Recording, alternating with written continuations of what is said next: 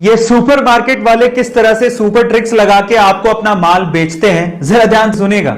सबसे पहले तो वो ज्यादा यूज आने वाली चीजों को सुपरमार्केट में सबसे लास्ट में रखते हैं, और अगर आपको वो चीजें चाहिए तो आपको पूरे बीच में से निकल के जाना पड़ेगा, और बीच बीच में आपको और भी आइटम दिखेंगे जिसपे शायद आपका दिल आ जाए और आप उसे खरीद लें। दूसरा, सुपरमार्केट में आप कभी भी क्लोक लगी हुई नहीं देखेंगे। ऐसा क्यों? क्योंकि वो ये चाहते हैं कि आप अपनी शॉपिंग को एंजॉय करते रहें। भले ही आप 15 मिनट के लिए आए हो, तब भी आप सुपरमार्केट में 2 घंटे तक घूमते रहेंगे। गाइस, आपको इंटरेस्टिंग फैक्ट कैसा लगा कि में सफलता ऐसे नहीं मिल जाती, उसके लिए बहुत सी चीजों को जानना और समझना पड़ता है। उन्हीं में से 3 चीजें आज मैं आपको बताता हूं। नंबर 1, सबसे पहले सफलता पाने के लिए आपको अपना माइंडसेट बदलना पड़ेगा, क्योंकि इस दुनिया में वो चीज आपको नहीं मिलती जो आप चाहते हो, बल्कि वो चीज मिलती है जो आप हो। दूसरा, OQP का प्रयास जरूर करो। OQP क्या है? Only quality people. अपने आप को सिर्फ क्वालिटी लोगों के साथ सराउंडेड रखो। और तीसरा, अगर आप वाकई में सक्सेसफुल होना चाहते हो तो अपनी कम्युनिकेशन स्किल को ठीक करो, क्योंकि जब आप मुंह खोलते हो तो आप दुनिया को बताते हो कि आप क्या हो। गाइस, ये 3 चीजें आपको कैसे लगी? बेसिक सा सवाल है मेरा, लेकिन इंपॉर्टेंट बहुत है। सवाल यह है कि पासपोर्ट और वीजा में आखिर फर्क क्या होता है? अगर नहीं जानते तो चलिए मैं आपको बताता हूं। सबसे पहले है पासपोर्ट। आइडेंटिटी कार्ड है जो कि आपको काम आता है बाहर, यानी कि विदेशों में। जब आप बाहर जाते हो और अगर आपको वहां पर अपनी नेशनैलिटी को प्रूव करना पड़ जाए तो वो आप करते हो अपने पासपोर्ट के थ्रू, यानी कि पासपोर्ट आपको डोमेस्टिक फ्लाइट्स पे काम नहीं आता। दूसरा है वीजा।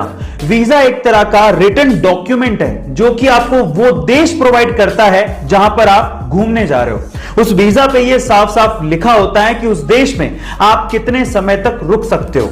ये होता है वीजा। गाइस, आपको इंफॉर्मेशन कैसे लगी? World class vacuum cleaner company में डायसन का नाम आता है, जिसके फाउंडर हैं जेम्स डायसन। लेकिन सक्सेस रातों रात नहीं मिलती। मैं आपकी जानकारी के लिए आपको बता दूं कि डायसन को सिर्फ वैक्यूम क्लीनर का प्रोटोटाइप बनाने में 15 साल का समय लगा, और वो कम से कम 5126 बार फेल हुए। 15 साल और 5127 ट्राई के बाद उन्होंने वो वैक्यूम क्लीनर सक्सेसफुली बनाया, और आज डायसन कंपनी 70,000 करोड़ की कंपनी है। गाइस, वो कहते हैं ना कि अगर आप कोशिशें नहीं छोड़ते तो एक दिन सफलता आपके कदम जरूर चूमती है।